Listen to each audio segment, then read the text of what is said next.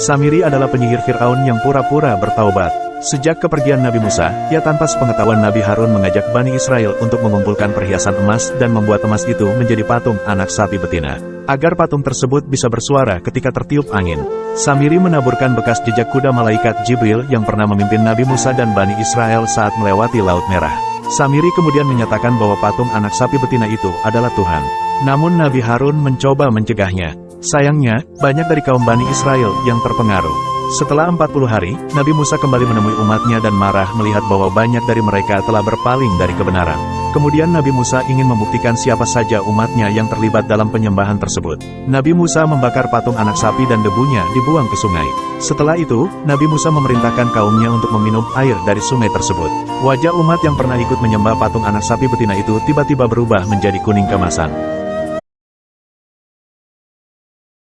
Nabi Zulkifli memanggil rakyatnya untuk melawan para pemberontak, tetapi rakyatnya takut mati dan enggan berperang.